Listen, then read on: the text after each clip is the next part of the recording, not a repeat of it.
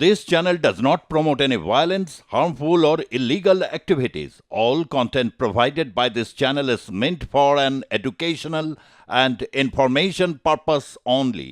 সম্প্রতি শিল্পপতি মুকেশ আম্বানির ছেলে অনন্ত আম্বানির পশু সংরক্ষণ কেন্দ্র এবং হাসপাতাল সেটির উদ্বোধন করেছেন খোদ প্রধানমন্ত্রী নরেন্দ্র মোদী। এবার সেই পশু সংরক্ষণ কেন্দ্রটি আন্তর্জাতিক বিতর্কের মুখে। কি সেই বিতর্ক জানাবো আপনাদের, নজর থাকুক আর প্লাস নিউজ ডিজিটালে।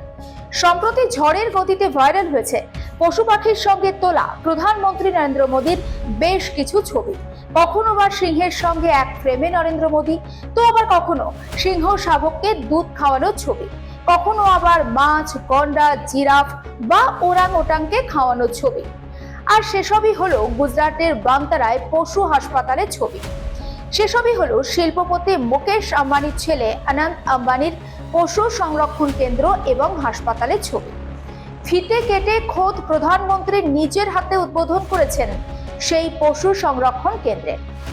একটি জার্মান ম্যাগাজিন, সেই জার্মান ম্যাগাজিনের প্রতিবেদনে আম্বানিদের যে প্রকল্প, সেই প্রকল্পের পিছনে প্রেরণা এবং কার্যক্রম নিয়ে প্রশ্ন তোলা হয়েছে।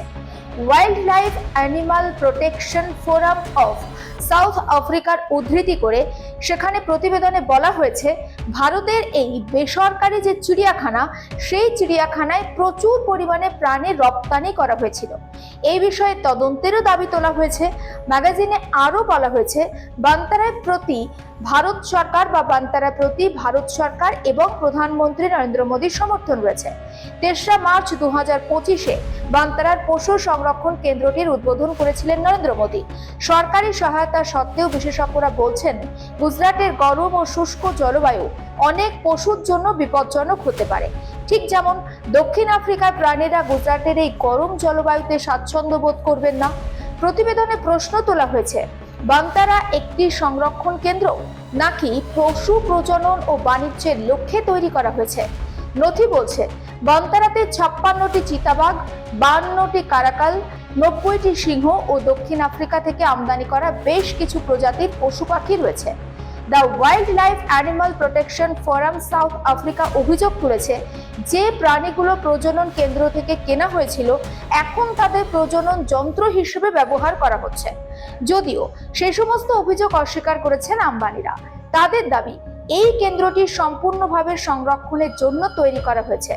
The convention on international trade in endangered species of wild fauna and ফ্লোরার নিয়ম অনুযায়ী সমস্ত আমদানি বৈধ।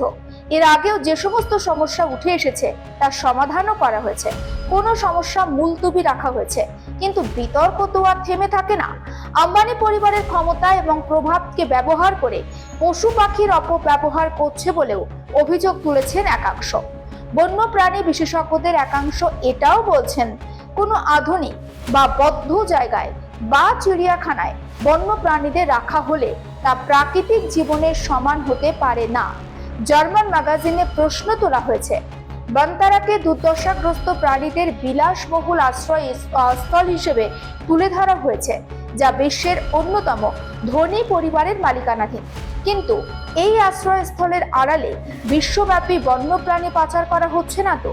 চিড়িয়াখানার পরিচালকরা দাবি করছেন, অনেক প্রাণীকে সার্কাস থেকে বা চিড়িয়াখানায় দুরবস্থার কারণে অসুস্থ অবস্থায় উদ্ধারও করা হয়েছে।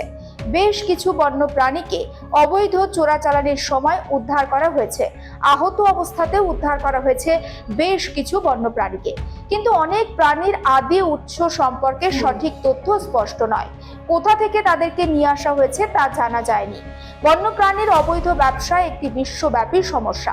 রাষ্ট্রসংঘের মতে প্রত্যেক বছর 7 থেকে 23 মিলিয়ন ডলার অবৈধভাবে আয় করে অসাধু ব্যবসায়ীরা।